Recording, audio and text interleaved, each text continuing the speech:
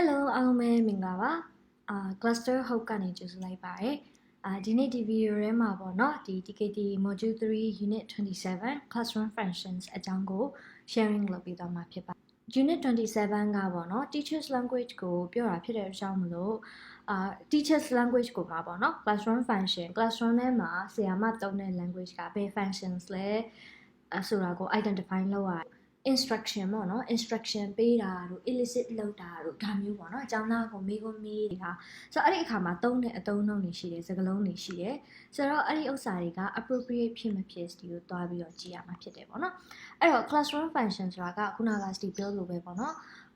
ဒီ eliciting လုပ်တာတို့ instruction ပေးတာတခုခုကိုရှင်းပြတာ tense တွေကိုရှင်းပြတာတခါလေကြောက်ရှင်း feedback ပေးတာဒါမျိုးတွေလုပ်ရတယ်ပေါ့နော်ဆိုတော့အဲ့လိုလုပ်တဲ့အခါမှာ language ကိုသုံးရတယ်ဆိုတော့သူနဲ့ကိုက်နေတဲ့ဒီ function နဲ့ကိုက်နေတဲ့ language ကိုသုံးရတယ်ပေါ့နော် eliciting ဆိုလဲ eliciting လုပ်တယ်ဆိုလို့ရှိရင်ဒါသူ့ရဲ့ eliciting လုပ်တဲ့ language ကဘာဖြစ်မလဲပေါ့ instruction ပေးရဆိုလို့ရှိရင် instruction ပေးရ language ကဘာဖြစ်မလဲဆိုတော့အဲ့လိုမျိုးဒီ language တွေကိုသုံးတဲ့အခါမှာဆရာမကဒီ simple clear polite direct စတဲ့ language တွေကိုဒီကိုသုံးပေးဖို့လိုရပေါ့နော် according to your students group ရှိမယ်ဒီ3ခုပေါ့နော် age group 3ခုရှိမယ်ဒီ young learner ရှိမယ် teenager ရှိမယ်နောက်ပြီးတော့ adults ရှိမယ်ပေါ့နော် and the language level differences ရှိမယ်ပေါ့နော်အဲ့တော့ proficiency alike level alike ဒီတို့က language တွေကိုလည်းသူတို့ level နဲ့ကိုက်နေတဲ့ language သုံးပေးဖို့လိုတယ်ဒီ unit မှာ functions တွေကိုလည်းသိရမယ်သူ့ရဲ့classroom functions မှာသုံးတဲ့ exponents တွေက appropriate ဖြစ်မဖြစ်လဲဒီကိုနားလည်ရမယ်နောက်ပြီးလို့ရှိရင်ကိုသုံးတဲ့ language တွေကိုကျောင်းသားရဲ့ age group ကိုကျောင်းသားရဲ့ level နဲ့ကိုက်နေတဲ့ language ဖြစ်ဖို့အတွက်ကိုဒီ language ကိုပေါ့နော်ကိုသုံးတဲ့ language ကို grade လုပ်ဖို့လိုတယ်ပြောချင်တာကကိုဒီ C1 level ရှိကောင်းရှိနိုင်တယ် English ဆရာမဖြစ်တဲ့အတွက်ကြောင့်မလို့ C2 level ရှိကောင်းရှိနိုင်တယ်ဆိုတော့အဲ့ level အလိုက်ကိုက်ပြီးတော့ကိုကျောင်းသားကိုက C1 level မဟုတ်လို့သူတို့ကလည်းသူတို့ C1 level အသုံးနှုန်းနဲ့သုံးနှုန်းပြီးတော့ပြောဆိုရမယ်ဆိုရဲပုံစံမျိုးလုပ်လို့မရဘူးပေါ့နော် ကိုကနှိမ်ပြီးတော့ပြောပြရတယ် so that they will understand your instructions your feedback အဲ့တော့ဒီ classroom functions မှာဒီ teachers language မှာပေါ့နော်ဒီလိုက function differences functions နဲ့ exponents တွေပြီးတော့ဒီသူတို့ဒီကျောင်းသားတွေကိုကိုက instruction ပေးရ feedback ပေးရအခါမှာကိုယ့်ရဲ့ language က appropriate ဖြစ်မှာဖြစ်ဒီသွားပြီးကြည့်ရမှာဖြစ်တယ် okay အဲ့ဒါဆိုလို့ရှိရင်ဒီမှာပေါ့နော်တစ်ချက်လောက်ဒီမှာဆိုလို့ရှိရင်ဆီယာမကinstruction ပေးတဲ့ဥစ္စာလေးပေါ့နော်အဲ့မှာဆိုလို့ရှိရင်1 to 10ရှိတယ်ဒီ context တွေရှိတယ်ပြီးတော့သူ့ရဲ့1 to 10အတွက်ပေါ့နော်ဒီမှာအခြေအနေရှိတယ်ဘယ်ကျောင်းသားကိုပြောတာလဲဘယ် age group ကိုပြောတာလဲပြီးတော့လို့ရှင်ဆရာမပြောတဲ့အတုံးနှုံပေါ့နော် language ရှိတယ်ဆိုတော့ teachers language ကိုဒီကိုကြည့်ပြီးတော့ appropriate inappropriate ဒီကိုဆုံးဖြတ်ရမယ်ပေါ့နော်အဲ့တော့ number 1မှာဆိုလို့ရှိရင် elementary secondary students ကိုပြောတယ်ဆိုတော့please tell me your names အဲ့တော့ဒီမှာတခုတတိထားရမှာပေါ့နော်1 to 10မှာဆရာမပြောတဲ့စကားတွေအကုန်လုံးဒီgrammatically မားနေတဲ့နေရာတနေရာမှမရှိဘူးဒါပေမဲ့ inappropriate ဖြစ်တဲ့ဥစ္စာကဘာလို့လဲဆိုတဲ့ဥစ္စာကိုဒီရှာတဲ့အခါမှာ simple ဖြစ်ရလား clear ဖြစ်ရလား direct ဖြစ်ရလား formal informal ဆန်နေလားpolite ဖြစ်ရလားပေါ့နော်ဒါမျိုးတွေကိုဒီကိုတွားပြီးတော့ကြည့်ဖို့လိုတယ်ပေါ့နော်စဉ်းစားဖို့လိုတယ်အဲ့တော့ grammar ကိုမစဉ်းစားနဲ့ appropriate inappropriate ဆုံးဖြတ်တဲ့အခါကြလို့ရှိရင်ဆီယာမသုံးတဲ့ language အသုံးအနှုန်းကဘယ်အသက်အရွယ်အတွက်သုံးနေရလဲဘယ် age group အတွက်သုံးတာလဲဆိုတဲ့ဥစ္စာကိုဒီကိုစဉ်းစားဖို့လိုတယ်ပေါ့နော်အဲ့တော့ number 1မှာဆိုလို့ရှိရင်ဒါ appropriate ဖြစ်တယ် elementary secondary မှမဟုတ်ဘူး adults ပဲဖြစ်ဖြစ်ဘယ် age group so number 1က appropriate number 2မှာဆိုလို့ရှိရင် elementary learner အဲ့တော့ adult ဖြစ်တယ်ဒါပေမဲ့ elementary learner အဲ့မှာသူသုံးထားတဲ့ language က simple မဖြစ်ဘူးပေါ့နော်I believe that your hard work has really produced results congratulations well doneဒါမျိုးတွေပြောလိုက်လို့ရတယ်ပေါ့နော်အဲ့ဒီအစားဆီယာမရဲ့ language က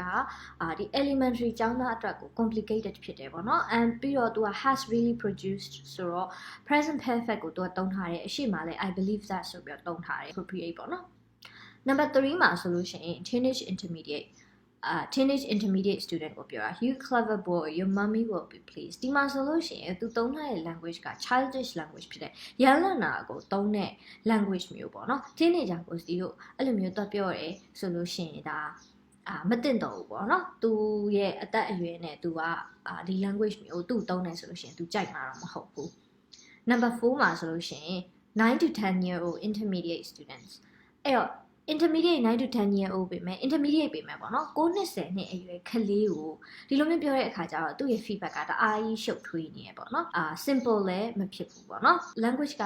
ကလေးအတွက် heavy ဖြစ်နေရပေါ့နော်ဆိုတော့ inappropriate ဖြစ်တယ်and နောက်တစ်ခုကကြတော့ဒီ what excellent work you really have been very very good students ဒီမှာဆိုလို့ရှိရင် very very ဆိုပြီးတော့နှစ်ခါထပ်ပြီးတော့သုံးထားတယ် language ကဒီadult business students ကိုမှ advanced ကိုပြောရမယ့်ဥစ္စာကိုသူကခလေးတယောက်ကိုပြောတဲ့အသုံးနှုန်းမျိုးကိုသူကသုံးထားရပေါ့နော် so that's why inappropriate နောက်တစ်ခုကကြတော့ elementary adult students ပါthis work is awful careless ဒါဆိုလို့ရှိရင်ဒါအရင် read ဖြစ်တယ်ပေါ့နော်ဒီကျောင်းသားတယောက်ကိုအဲ့လိုမျိုးပြောလို့မရဘူးပေါ့နော်ပြောခွင့်မရှိဘူးဆိုတော့ဒါဒီ obviously in the negative sense number 7မှာဆိုလို့ရှိရင် could you get into groups and check your answers together ဒါဆိုလို့ရှိရင်ဒါ okay တယ်ပေါ့နော် normally ဒီလို polite ဖြစ်တယ် appropriate ဖြစ်တယ်ဒီလို could you can you ဒါမျိုးနဲ့ပဲဒီလိုသုံးပြီး instruction ပေးရပေါ့နော် number 8မှာကျတော့ just get into groups and do the writing အဲ့မှာ secondary beginners တွေကိုပြောရပေါ့နော်သူကကြတော့အရင် informal ဆန်နေရပေါ့နော်ပြောတဲ့အခါမှာအဲ့တော့ကိုက language အသုံးလုံးမှာအပိုင်းလေးတွေပေါ့နော်ဖြုတ်ပြီးတော့ပြောတာမျိုးကိုအကြောင်းသားနဲ့ရင်းနှီးနေလို့ပြောတာမျိုးတော့ရှိကောင်းရှိနိုင်တယ်ဒါပေမဲ့အတန်းအသစ်အစမှာတို့အကြောင်းသားနဲ့မရင်းနှီးတဲ့အချိန်တို့နောက်ပြောပေါ့နော်ကိုကဒီလိုအသုံးလုံးမျိုးကိုယ့်ရဲ့ tone of voice ပြောင်းသွားတာနဲ့သူကဒီကြားတဲ့သူကအစမပြေဖြစ်သွားနိုင်တဲ့စကားမျိုးကိုဒီပြောလို့တော့မရဘူးပေါ့နော် like clarify ပြန်လုပ်တာမျိုးမဟုတ်ပဲねဒီတိုင်းတန်းလိုက်ပေါ့နော် just ကနေစပြီး instruction ပေးရဆိုလို့ရှိရင် is quite inappropriate ပေါ့နော် and number 9 primary intermediate student ဒါဆိုလို့ရှိရင်လည်းဒီ language က okay ရယ် number 10ကဆိုလို့ရှိရင် adult students မှာ shy ဖြစ်တဲ့ adult student ကို okay stand up and sing a song ဆိုတော့အဲ့ဒါကနည်းနည်းလေးsensitive ဖြစ်နိုင်တယ်ရှက်ပါတယ်ဆိုမှသူကတချင်းထပြီးချင်းဆိုခိုင်းတယ်ဆိုတော့ဒါinappropriate ဖြစ်တယ်ပေါ့နော်သူចောင်းသားကိုအဲ့လိုမျိုးတော့တွားပြောတော့လုပ်လို့မရဘူးပေါ့ဆိုတော့ဒါလေးတွေကတော့ဒါဥပမာပေါ့နော် classroom situation မှာဒီចောင်းသားရဲ့ age group နဲ့ចောင်းသားရဲ့ level ကိုကိုက်ပြီးတော့ဒီလိုပြောတဲ့အသုံးအနှုန်းတွေကတင့်တော်ရင်မတော်ရင်ဒါဆုံးဖြတ်တယ်ပေါ့နော်ကိုသုံးမဲ့ language ဒီလူကြီးတန်းကိုကတင်တယ်ဆိုလို့ရှိရင်ကိုယ့်ရဲ့ language က childish ဖြစ်လို့မရဘူးခလေးကိုပြောတဲ့အတန်းမှာဆိုလို့ရှိရင်လည်းကိုယ့်ရဲ့အသုံးအနှုန်းက complicated ဖြစ်လို့မရဘူး clear simple polite direct ဒါမျိုးတွေဒီလိုတုံပေးရမယ်ဆိုတာကိုနားလည်ရမယ်ပေါ့ okay အဲ့ဒါဆိုလို့ရှိရင်ဒီဗီဒီယိုလေးကိုဒီမှာပဲရလိုက်မယ်နောက်ဗီဒီယိုမှာဒီဟာအတွက်လုပ်လို့ရတဲ့ exercise လေးတွေကိုပြောပြီးတော့ချပေးထားမယ်ပေါ့နော်ပြီးတော့ဒီအခန်းနဲ့ပတ်သက်ပြီးတော့တွဲပြီးတော့သုံးရမယ် classroom function ဆော့လို့ရတဲ့ game လေးလည်းဒီဗီဒီယိုထဲမှာဗီဒီယိုလေးကိုဒီမှာပဲရလိုက်ပါမယ်နောက်ဗီဒီယိုတွေမှာဆက်တွေ့ကြမယ် bye bye